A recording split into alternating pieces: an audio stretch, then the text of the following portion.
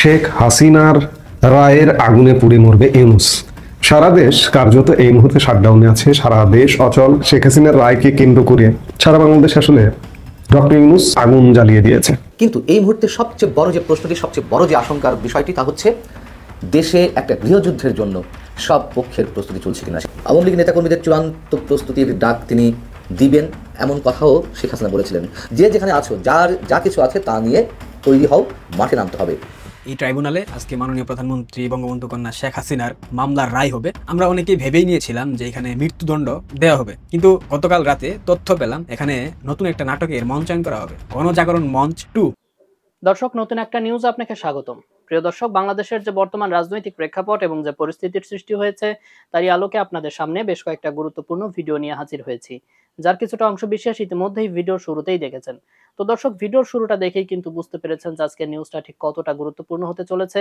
তাই বলবো, যারা ভিডিওটি অন করেছেন না টেনে সম্পূর্ণ নিউজটি মনোযোগ সহকারে দেখতে থাকুন। তো দর্শক, আর দেরি না করে চলুন দেখে আসবো আজকে সেই কাঙ্ক্ষিত ভিডিওগুলো। তবে তার আগে বলবো, যারা প্রতিনিয়ত আপডেট খবর দেখতে চান তাহলে অবশ্যই আমাদের চ্যানেলটি সাবস্ক্রাইব করে পাশে থাকা বেল আইকনটি ক্লিক করে দিন। আর যারা ইতিমধ্যেই চ্যানেলটি সাবস্ক্রাইব করে রেখেছেন তাদেরকে অসংখ্য ধন্যবাদ। তো চলুন দর্শক, ভিডিওটিতে একটি লাইক দিয়ে আমরা ধারাবাহিকভাবে সবগুলো ভিডিওর আলোচনা দেখে আসি।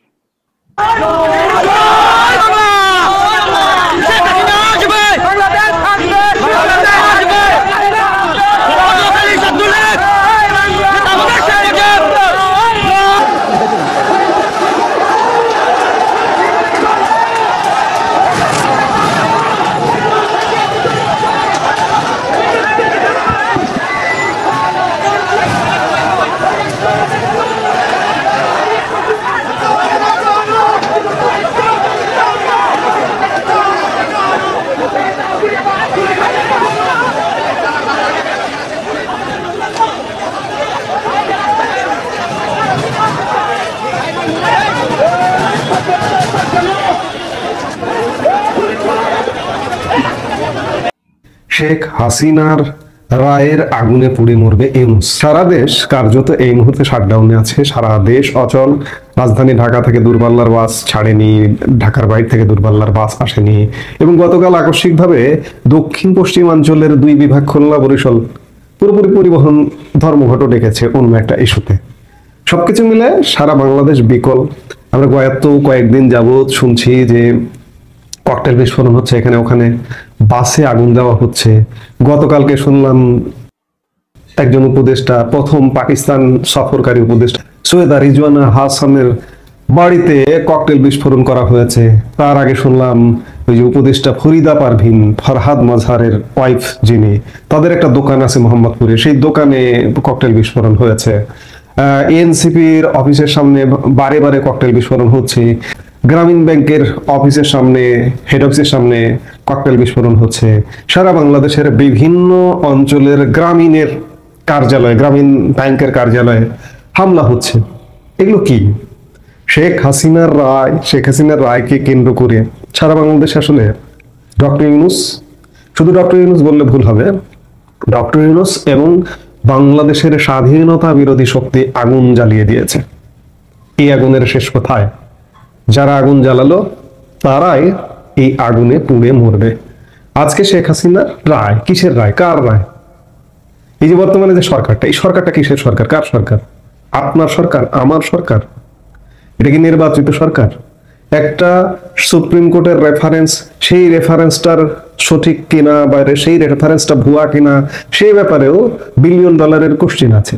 এই কোশ্চিনকে কেন্দ্র করে আদালতে রিট পিটিশন পর্যন্ত করেছিলেন একজন আইনজীবী, সেটি খারিজ করে দেওয়া হয়েছে। স্বাভাবিকভাবে, যেহেতু অবৈধভাবে দখল করা সবকিছু, আদালত, আইন সবকিছু, কাজেই খারিজ করে দেবে, এটি স্বাভাবিক। যে সরকারটি বৈধ কিনা এই প্রশ্নটা আছে, সেই সরকারের ট্রাইব্যুনাল, আন্তর্জাতিক অপরাধ ট্রাইব্যুনাল, সেটি কিভাবে বৈধ হয়? এবং সেটির জন্ম তো এই কারণে নয়, আজকে শেখ হাসিনার বিচার করা হচ্ছে। এটা 1971 সালের যুদ্ধ অপরাধী কিংবা মানবতা বিরোধী অপরাধীদের বিচার করবার জন্য এই ট্রাইব্যুনালটা।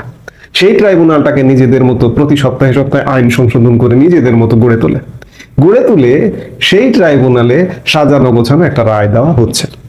তাতে কি যায় আসে? এবং এই রায় কারা দিচ্ছে? এখানে বিচারক কারা? সব জামাতি। এই ট্রাইব্যুনালে কিন্তু জামাতের নেতাদের ফাঁসিতে ঝোলানো হয়েছিল, রায় দিয়ে ফাঁসিতে ঝোলানো হয়েছিল। এই ট্রাইব্যুনালটা পুরো ঘুরে গেছে। এক সময় ছিল জামাতের বিরুদ্ধে, যুদ্ধাপরাধীদের বিরুদ্ধে বিচারের ট্রাইব্যুনাল, সেই ট্রাইব্যুনালটাকে এখন জামাত দখল করেছে। বিচারকরা জামাতের, প্রসিকিউটররা জামাতের, চিফ প্রসিকিউটর জামাতের। এই ট্রাইব্যুনালের সাথে যারা যুক্ত আছে তারা সবাই জামাতের। ইউনূস এক প্রকার বলা যায় যে এই ট্রাইব্যুনালটাকে জামাতের কাছে দিয়ে দিয়েছে, জামাতের একটা দলীয় আদালত হিসেবে দিয়ে দিয়েছে। সেই আদালত শেখ হাসিনার রায় ঘোষণা করবে। আমরা যে মুহূর্তে কথা বলছি সেই মুহূর্তে হয়তো রায় ঘোষণা শুরু হয়ে গেছে, বা ভিডিওটা যখন প্রচার হচ্ছে তখন রায় ঘোষণা চলছে। এই রায় নিয়ে এত আগ্রহের কি আছে? এই রায় তো জানাই আছে যে এই রায়টা কি হবে। এই রায় শেখ হাসিনার একটা সাজানো ফাঁসি দেবে, তাতে কি যায় আসে? যে সরকারটাই বৈধ নয়, যে আদালতটাই বৈধ নয়, যে আদালত রায় দেবে সেই আদালতের রায়টা বৈধ হয় কিভাবে? প্রশ্নই আসে না। আসলে এদের মরণের পুরোপুরি পাখা গদিয়ে গেছে। আমি গতকালকে সোশ্যাল মিডিয়ায় ফেসবুকে একটা স্ট্যাটাস দিয়েছিলাম যে কতই না আরামে ছিলেন তারা। আওয়ামী লীগ ক্ষমতাকালে আওয়ামী লীগের গোষ্ঠী উদ্ধার করেও কেউ সুদের ব্যবসা করেছেন, কেউ বিভিন্ন পণ্যের ব্যবসা করেছেন। যেমন এই যে ফরিদা আক্তার, তার একটা দোকান আছে, দোকানে পণ্য বিক্রি করেন। ডক্টর ইউনূস গ্রামীণ ব্যাংকের মাধ্যমে সুদের ব্যবসা করেন, আবার পরিবেশ নিয়ে ব্যবসা করেন, বিদেশি ফান্ড টান্ড এনে, এই যে সৈয়দা রিজওয়ানা হাসানরা, কিংবা বিভিন্ন এনজিও বিভিন্ন ব্যবসা করেন। এই ব্যবসাগুলো কত আরামে আওয়ামী লীগের একদিকে 14 গোষ্ঠী উদ্ধার করেছে আওয়ামী লীগ ক্ষমতাকালে, আর একদিকে আওয়ামী লীগের গোষ্ঠী উদ্ধার করেও তারা আরামে ব্যবসা বাণিজ্য খুলে ফেপে উঠেছেন। শুধু এদের কথা বললে হবে না, এই যে জামাত শিবির আজকে যে মরণ কামড় দিতে বসেছে স্বাধীনতার পক্ষের মানুষজনকে, মুক্তিযুদ্ধকে, এমনকি মুক্তিযুদ্ধ নেতৃত্ব দেওয়া আওয়ামী লীগকে মরণ কামড় দিতে বসেছে, তারাও কতই না আরামে এদেশে ব্যবসা বাণিজ্য করে খেয়েছেন। ছাত্রলীগ আওয়ামী লীগের লুঙ্গির তলে ঢুকে পড়েছে, আওয়ামী লীগ সেজেছে, ওয়েস্ট কোট পরে, মুজিব কোট আমরা যেটাকে বলি, সেই মুজিব কোট পরে জামাতের লোকজন আওয়ামী লীগ সেজে, শিবিরের লোকজন আওয়ামী লীগ সেজে বসে থেকেছে। এমনকি সেই সময়ের প্রধানমন্ত্রীর গণভবন থেকে শুরু করে প্রধানমন্ত্রীর কার্যালয় পর্যন্ত সেসব জায়গাতেও এই জামাত শিবির ঢুকে বসেছিল। কতই না আরামে ছিল আসলে। এবং আরামে থেকে এই গোষ্ঠীটি ষড়যন্ত্রের জাহাজে উঠেও আওয়ামী লীগকে ষড়যন্ত্রের মাধ্যমে ফেলে দিয়ে দেশটা দখল করে ফেলেছে, এবং দখল করেই আওয়ামী লীগকে জ্বালিয়ে পুড়িয়ে মারার প্রজেক্ট নিয়েছে তারা। যে আগুন জ্বালিয়েছে এই আগুনেই এই ষড়যন্ত্রীগণ পুড়িয়ে না মরা পর্যন্ত এদের রক্ষা নাই। সার্বিক অবস্থা বিচার বিশ্লেষণ করে এটা অন্ততপক্ষে নিশ্চিত, এই যে গত কয়েকদিনের এখানে হামলা ওখানে হামলা, এদের উপরে হামলা শুরু হয়েছে। এবং এদের উপরে হামলা আসলে কে করছে? এটাকে আওয়ামী লীগ করছে, এটা বলার কোনো কারণ নেই। এই দেশটাকে অস্থির করতে চায় কারা? জঙ্গিরা। অস্থির করে জঙ্গিরা এই মুহূর্তে তো উন্মুক্ত। বাংলাদেশে তো হামলা করছে, তারা ভারতে গিয়ে পর্যন্ত হামলা করছে। দেখুন না কি ঘটে। এই যে এই মুহূর্তে শেখ হাসিনার রায়কে নিয়ে তারা উল্লাস করবে, সেই মুহূর্তেই ভারত না জঙ্গিদের সাহায্য করে ছেড়ে দেয় বাংলাদেশের। কারণ ভারতে ওই যে জঙ্গি হামলা, দিল্লি যে লালকেল্লা জঙ্গি হামলা, সেই হামলায় বাংলাদেশি যোগ অত্যন্ত জোরালো ভাবে পেয়েছে। ভারতীয় গণমাধ্যমে এটা ব্যাপকভাবে আলাপ আলোচনা ইতিমধ্যে হওয়া শুরু হচ্ছে। জাস্ট ভারত অফিসিয়ালি প্রকাশ করা বাকি, বা ভারতীয় গোয়েন্দা সংস্থার রিপোর্টটা ভারত সরকারের হাতে দেওয়াটা বাকি। এই উল্লাসটা হয়তো উল্লাস হবে না, উল্লাসের আগেই ঘটনা ঘটে যাবে, উল্লাস করতে করতে ফুটিয়ে দেবে। কাজেই যে আগুনটা বাংলাদেশে জ্বালিয়ে দেওয়া হলো, সেই আগুনে এরা পুড়ে ছারখার হয়ে যাবে। কারণ প্রতিহিংসার রাজনীতি এরা শুরু করেছে। আমি বললাম যে আওয়ামী লীগের 14 গোষ্ঠী উদ্ধার হয়ে গেছে, উদ্ধার করা হয়েছিল, আবার ষড়যন্ত্রে সামিল হয়েছিল। আওয়ামী লীগ আসলে কিচ্ছু বলেনি। তবে আওয়ামী লীগ মনে হয় শিখলো যে কিভাবে দানব হতে হয়, কিভাবে দমন করতে হয়, ব্যবসা বাণিজ্য সব বন্ধ করে দিতে হয়। আওয়ামী লীগের যেমন ব্যবসা বাণিজ্য জীবন জীবিকা বন্ধ করে দিয়েছে, এগুলো কিভাবে বন্ধ করে দিতে হয়। এই যে ষড়যন্ত্রকারী এনজিও ব্যবসায়ীরা, সুদ ব্যবসায়ী, পরিবেশ ব্যবসায়ী, কিংবা এই যে জামাত শিবিরের বিভিন্ন ব্যবসায়ী গ্রুপ, বিভিন্ন প্রতিষ্ঠান, এগুলো যে আওয়ামী লীগের আমলেও কি আরামে চলেছে, আওয়ামী লীগকে মনে হয় শিখিয়ে দিল। কারণ আওয়ামী লীগ আসবেই, আওয়ামী লীগ ফিরবেই। আওয়ামী লীগকে কেউ যদি দাবিয়ে রাখতে চায়, এটা পারবে না আসলে। কদিন আগেও যারা বলছিল যে আওয়ামী লীগ শেষ, আওয়ামী লীগ আসবে না, কিন্তু না, আওয়ামী লীগ আসছে। খুব বড় ধরনের ধেয়ে আসছে, খুব বড় ধরনের সাউন্ড পাওয়া যাচ্ছে। আমি কানে সাউন্ড পাই, আমার কান আছে হয়তো, আমি সাউন্ড পাই। আপনার কান নেই, আপনি সাউন্ড পান না, এটা আপনার ব্যাপার। কাজেই আওয়ামী লীগ আসলে কি পরিণতি হবে? আবার কি লুঙ্গির তলায় এরা ঢুকবে আওয়ামী লীগের, ছাত্রলীগের? আমার মনে হয় না এবার এটা সম্ভব হবে। কারণ এবার এই যে গত 16 মাস যাবত তৃণমূলের সাধারণ মানুষ, নেতা কর্মী যেভাবে ভুগছে, কেউ যদি কোনো এমপি মন্ত্রী বা নেতার তলায় গিয়ে ঢোকে, কোনো জামাত শিবির বা এই জঙ্গিরা বা এই যে ব্যবসায়ীরা যারা দেশটাকে দখল করেছে, তারা যদি ঢুকতে চায়, তাদের মনে হয় তৃণমূলের কর্মীরাই সাইজ করে দেবে। কাজেই এই যে শেখ হাসিনার রায়, এই রায়ের আগুনটা যে জ্বালানো হলো, এই আগুনে ইউনূস এবং তার সঙ্গী সাথীরা, রাজনৈতিক দল জামাত, বিএনপি বা অন্যান্য যারা আছে, তারাই জ্বলে পুড়ে মরে ছারখার হয়ে যাবে। পরিস্থিতি কিন্তু সেদিকেই যাচ্ছে। কাজে আজকে রায়ে কি হলো, এই রায় সাজানো রায় মৃত্যুদণ্ড ঘোষণা করবে, এটা আগে থেকেই। যে সময় জামাতের নেতাদের, যুদ্ধাপরাধী নেতাদের বিচার করা হয়েছিল, সেই বিচারের সময় এরা পণ করেছিল যে আমাদের যদি কোনোদিন সুযোগ আসে আমরাও ফাঁসিতে ঝুলিয়ে দেব। আজকে সেই ফাঁসিতে ঝোলানোর রায় ঘোষণা করবে। এই রায়ের 1 পয়সা মূল্য নেই। সে একটা গৃহযুদ্ধের জন্য সব পক্ষের প্রস্তুতি চলছে কিনা, সেটা আওয়ামী লীগের পক্ষ থেকে হোক, সরকারের বিশেষ অংশের জায়গা থেকে হোক, অথবা অন্য কোনো রাজনৈতিক দলের পক্ষ থেকে হোক। কেন এই কথা বলছি? নিশ্চয়ই এই মুহূর্তে তার অনেক ধরনের কারণ নিশ্চয় রয়েছে। গত কয়েকদিন আগে, আপনাদের নিশ্চয়ই মনে আছে, গত সপ্তাহখানেক আগে বা তার কয়েকদিন আগে, শেখ হাসিনা একযোগে তিনটি আন্তর্জাতিক গণমাধ্যম, রয়টার্স, দ্য ইন্ডিপেন্ডেন্ট এবং এএফপিকে একটি সাক্ষাৎকার দিয়েছিলেন। সেখানে তিনি মন্তব্য করেছিলেন যে আওয়ামী লীগবিহীন কোনো নির্বাচন জনগণ মেনে নেবে না। এই ধরনের মন্তব্য ছিল। সেখানে নির্বাচন প্রতিহতের কোনো ডাক ছিল না, সেটি এখন সামনে আসছে। আওয়ামী লীগের নেতাকর্মীদের চূড়ান্ত প্রস্তুতির ডাক তিনি দিবেন, এমন কথাও শেখ হাসিনা বলেছিলেন। গত 13ই নভেম্বর লকডাউন যে কর্মসূচি পালিত হলো আওয়ামী লীগের পক্ষ থেকে, তার আগে তিনি যে বার্তা দিয়েছেন, তিনি যে বক্তব্য দিয়েছেন, শেখ হাসিনার কথা বলছি, তিনি সেখানে মন্তব্য করেছিলেন যে যে যেখানে আছো, যার যা কিছু আছে তা নিয়ে তৈরি হও, মাঠে নামতে হবে। এবার মূল কথাটি, শেখ হাসিনার পুত্র সজীব ওয়াজেদ জয় তিনি মাত্র কয়েক ঘন্টা আগে আন্তর্জাতিক বার্তা সংস্থা রয়টার্সকে একটি বিশেষ সাক্ষাৎকার দিয়েছেন, এবং রয়টার্সও সেই সাক্ষাৎকারটি তারা এইভাবেই ট্রিট করেছেন যে প্রথমেই লেখা এক্সক্লুসিভ ইন্টারভিউ। সেখানে সজীব ওয়াজেদ জয় যা বলছেন যে দলের উপর থেকে নিষেধাজ্ঞা প্রত্যাহার করা না হলে তার আওয়ামী লীগের সমর্থকরা ফেব্রুয়ারিতে জাতীয় নির্বাচন বাধাগ্রস্ত করবে, এবং তিনি সতর্ক করে বলছেন যে এই যে নির্বাচন প্রতিহতে বিক্ষোভ শুরু হবে, সেই বিক্ষোভটি সহিংসতায় রূপ নিতে পারে। আমরা জানি যে 2014 সালে নির্বাচন প্রতিহত করতে বিএনপি, জামাত জ্বালাও পোড়াও রাজনীতি শুরু করেছিল, পেট্রোল বোমা সংস্কৃতি চালু হয়েছিল, কিন্তু তারা কিন্তু ঘোষণা দেয়নি যে এই কর্মসূচিগুলো তারা পালন করছে, গুপ্ত হত্যা চলছিল। এইবার আওয়ামী লীগ ঘোষণা দিয়ে নামছে। এরই মধ্যে শেখ হাসিনার বিচারের রায়কে কেন্দ্র করে দেশের বিভিন্ন স্থানে অগ্নিসংযোগের ঘটনা ঘটেছে, সহিংস রূপের দিকে যাচ্ছে। সেই জায়গা থেকে প্রশ্ন, সত্যি সত্যিই এটি সশস্ত্র সংগ্রামের ইঙ্গিত কিনা, এবং কেন আশঙ্কাটি তীব্র হচ্ছে? এর আগে অন্তর্বর্তী সরকারের খোদ প্রধান উপদেষ্টা ডক্টর মোহাম্মদ ইউনূস তিনি অসংখ্যবার দেশে যুদ্ধের আশঙ্কার কথা বলেছেন, এবং তার জন্য তাদের প্রস্তুতির কথা বলেছেন। তার যে উপদেষ্টা পরিষদ, সেই পরিষদের অন্যতম ছাত্র উপদেষ্টা, প্রভাবশালী ছাত্র উপদেষ্টা আসিফ মাহমুদ সজীব ভুইয়া, তিনি তো একটি টেলিভিশনে সরাসরি বলেছেন যে 24-এর অভ্যুত্থান যদি সফল না হতো তাহলে তারা সশস্ত্র বিপ্লবের পরিকল্পনা করছিল। এখন সশস্ত্র বিপ্লবের জন্য তো অস্ত্রের প্রয়োজন হয়, সেই অস্ত্রের যোগান নিশ্চয় তাদের কাছে ছিল। এটা তো যুক্তির কথা, সমীকরণের কথা। অস্ত্র ছাড়া তারা সশস্ত্র বিপ্লব করবে কেমন করে? তাহলে সেই অস্ত্রগুলো কোথায়? সরকারের আর এক প্রভাবশালী ছাত্র উপদেষ্টা মাহফুজ আলম, তিনিও কথায় কথায় গৃহযুদ্ধের কথা বলছিলেন। এবং সর্বশেষ এসে ডিএমপি কমিশনার মিস্টার সাজ্জাদ সাহেব তিনি কী মন্তব্য করলেন?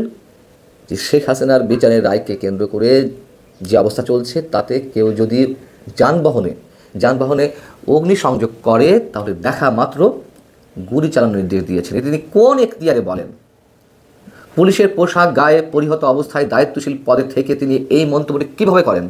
তার মানে কি যুদ্ধের মোটামুটি উস্কানি সব পক্ষের পক্ষ থেকে আসছে? আমরা এগুলো খুব হালকাভাবে নিব? সজীব ওয়াজেদ জয় তিনি রয়টার্সকে দেওয়া সাক্ষাৎকারে বিচারের রায়কে কেন্দ্র করে আরেকটি কথা বলেছেন। যেহেতু রায় ঘোষণার আগে এই সাক্ষাৎকারটি তিনি দিয়েছেন, সেখানে তিনি বলছেন, আওয়ামী লীগ ছাড়া আমরা নির্বাচন হতে দেব না। আমাদের প্রতিবাদ ক্রমশ শক্তিশালী হতে চলেছে এবং আমরা যা কিছু করা দরকার তাই করব। আন্তর্জাতিক সম্প্রদায় যদি কিছু না করে তাহলে অবশেষে এই নির্বাচনের আগে বাংলাদেশে সহিংসতা দেখা দিতে পারে, সংঘর্ষ হতে পারে। এবং সেখানে তিনি এই কথাও বলছেন যে ভারত শেখ হাসিনাকে পূর্ণ নিরাপত্তা দিচ্ছে এবং সেই নিরাপত্তাটি হচ্ছে একজন রাষ্ট্রপ্রধানের মতোই, অর্থাৎ তারা এই বিষয়টি নিয়ে চিন্তিত নয়। এবং ভারতও যে নির্বাচনটি খুব সহজে চাইছে না, একতরফা নির্বাচন, তারা অংশগ্রহণমূলক নির্বাচন চাইছে। এটি আওয়ামী লীগের জন্য না হোক, এটি অন্য কারোর জন্য না হোক, তাদের নিজেদের স্বার্থে চাইছে। তার কারণ এরই মধ্যে মৌলবাদী সাম্প্রদায়িক গোষ্ঠীর যে আচরণ, সেক্ষেত্রে তারা তো চাইবে না খুব স্বাভাবিকভাবে যে তারা খুব শক্ত অবস্থানে আসুক। এখন কথা হচ্ছে যে গত 7-8 মাস আগে থেকেই আমি একটি কথা বলে আসছিলাম, মাঝখানে যদিও 3 মাস আপনাদের সামনে কোনো ধরনের কোনো কথা বলতে পারিনি, তাই আবারও মনে করিয়ে দিই, নির্বাচন হবে না, না হওয়ার সম্ভাবনাই মোটামুটি 95%। এটি আমার সমীকরণ। নির্বাচন হবে না, অথবা ডক্টর মোহাম্মদ ইউনূসের অধীনে কোনো নির্বাচন অনুষ্ঠিত হবে না। এবার আপনারা মিলিয়ে নিন কোন দিকে যাচ্ছি আমরা। এবং যেই আশাবাদের জায়গা থেকে 24-এর অভ্যুত্থানে সাধারণ মানুষের অংশগ্রহণ ঘটেছিল, কি কারণে? একটা সুষ্ঠু, অবাধ, অংশগ্রহণমূলক নিরপেক্ষ নির্বাচনের মাধ্যমে একটি গণতান্ত্রিক সরকার দেশে প্রতিষ্ঠিত হবে। এই কারণেই তো আওয়ামী লীগের উপরে মানুষের ক্ষোভের জায়গাটি তো প্রচণ্ডভাবে ছিল, এখানেই বেশি, আরও অন্যান্য কারণ ছিল। সেই জায়গাটি নিয়ে নানান ধরনের ছলচাতুরি হচ্ছিল। এবং জামাত এবং এনসিপি তারাও যে নির্বাচন চায় না, নির্বাচন লেন্দি করা হোক, নির্বাচন যত বেশি দেরিতে হবে তারা ক্ষমতার স্বাদটি পরিপূর্ণভাবে উপভোগ করতে পারবে। আওয়ামী লীগ যে কাজটা করেছিল, বিএনপিবিহীন নির্বাচন, নিশ্চয়ই আমরা কেউ সেটি মেনে নিতে পারিনি। যে প্রক্রিয়ায় বিএনপিকে নির্বাচন থেকে বাইরে রাখা হোক না কেন, এবং সেই একইভাবে এই সরকার বা অন্যান্য রাজনৈতিক দলগুলো আওয়ামী লীগকে বাদ দিয়ে নির্বাচন অনুষ্ঠিত করতে যাচ্ছে, এটিও নিশ্চয়ই মানা যাবে না, তাই না? সরকার বারবার বলে জনগণ সিদ্ধান্ত নেবে আওয়ামী লীগ থাকবে কি না থাকবে। তা জনগণ যদি সিদ্ধান্ত নেই, সেই পুরনো কথা আবারও উল্লেখ করি, জনগণের সিদ্ধান্ত নেওয়ার সুযোগটি কোথায় রাখা হলো? নির্বাচনে যদি আওয়ামী লীগ অংশ নিত, প্রত্যাখ্যানের সুযোগ পেত। যদি নির্বাচনে অংশগ্রহণের সুযোগ নাই দেওয়া হয়, তাহলে তাদের আর প্রত্যাখ্যানের বিষয়টি কী থাকে? সব মিলিয়ে যা হতে যাচ্ছে, নিঃসন্দেহে আমাদের আশঙ্কাটি তীব্র হচ্ছে, দেশে যুদ্ধের যে সাজ রব, সেই রবের ধ্বনি আমরা পাচ্ছি কিনা।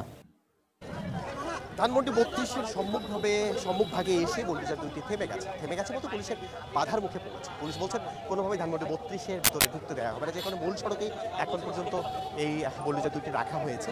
অর্থাৎ আমরা দেখেছি যে তারা একটু পাশে রেখেছেন, এক পাশ দিয়ে যান চলাচল করছে। দুটি বেশ বড় সড়ই এই যন্ত্র, এবং তারা বলছেন এটি দিয়ে নিশ্চিন্ন করে দেওয়া হবে ধানমন্ডি 32-এর, এমন কথাই তারা বলছিলেন। এবং আমরা শুধু দেখছিলাম যে তারা কথাও বলছিলেন, বাংলাদেশে বাংলার বুকে আমরা আওয়ামী লীগের কোনো নিশানা থাকতে দেবো না। এমন 17 বছর তারা জুলুম চালিয়েছে আমাদের উপরে, আমাদের ভাইদের মেরেছে, আমাদের বোনদের মেরেছে, আমাদের রক্তাক্ত করেছে।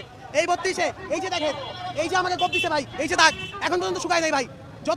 যতদিন আমি বেঁচে থাকবো, আল্লাহর রহমতে ইনশাআল্লাহ কেউ না দাঁড়াক, আমি দাঁড়াবো আওয়ামী লীগের বিরুদ্ধে ইনশাআল্লাহ। বুলডোজার নিয়ে এসেছেন আপনি, এই সম্পর্কে যদি একটু বলেন। আমরা 32-এ যতটুকু আছে সম্পূর্ণ মাটির সাথে মিশিয়ে ফেলবো ইনশাআল্লাহ। আসলে এটা আমাদের সিনিয়ররা জানে, আমরা এখন ঠিক বলতে পারতেছি না। আমাদের এই যে এখন পুলিশ ব্যারিকেড দিয়ে রাখছে, যখন ছাড়বে আমরা ইনশাআল্লাহ ভেঙে ফেলবো। আমাদের সমন্বয়করা আছে, আমাদের যারা ছিল আমাদের সাথে জুলাইয়ে, আমাদের যারা যোদ্ধা ছিল আমাদের সাথে, তারা আর কি। আমরা শুনছিলাম যারা এখানে এসেছেন তারা বলছিলেন যে পুলিশের ব্যারিকেড সরিয়ে নিলেই তারা ভিতরে প্রবেশ করবেন, এমনকি তারা বলছেন। এবং একই সঙ্গে স্লোগানও দিচ্ছেন, আমরা দেখছিলাম। এবং সেটি যুবলীগ, আওয়ামী লীগের বিষয়ে তারা কথা বলছিলেন।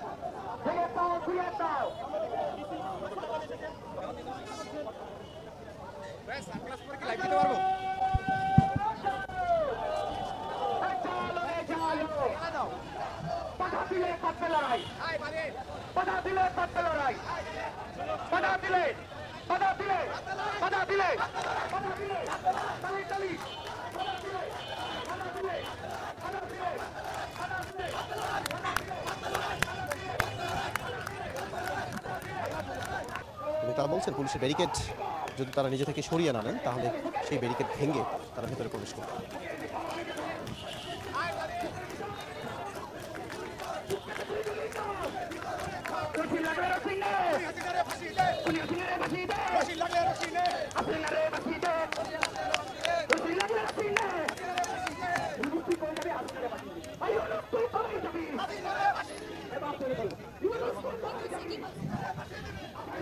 একেবারে ধানমন্ডি 32-এর যে সামনের সড়কটি, সেখানে ঢাকা মেট্রো সহ 140894 একটি গাড়ি রাখা হয়েছে। পুলিশের এই গাড়িটি এমনভাবে রাখা হয়েছে যেন ভেতরে যারা মিছিল করছে তারা ভেতরে না ঢুকতে পারেন, কিংবা বুলডোজার বহনকারী যে গাড়িটি আছে সেটি যেন ভেতরে না ঢুকতে পারে, অর্থাৎ বাধা দেওয়া হয়েছে পুলিশের পক্ষ থেকে। আইনশৃঙ্খলা বাহিনীর সদস্যরা বলছেন কোনোভাবেই তাদেরকে ভেতরে ঢুকতে দেওয়া হবে না।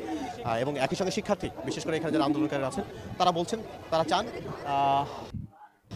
তারা সম্ভবত ঊর্ধ্বতন যারা আছেন তাদের সঙ্গে একটু কথা বলারও চেষ্টা করছেন, এবং এই ব্যারিকেডটি কীভাবে ভাঙা যায় সেটিও আমরা দেখছিলাম।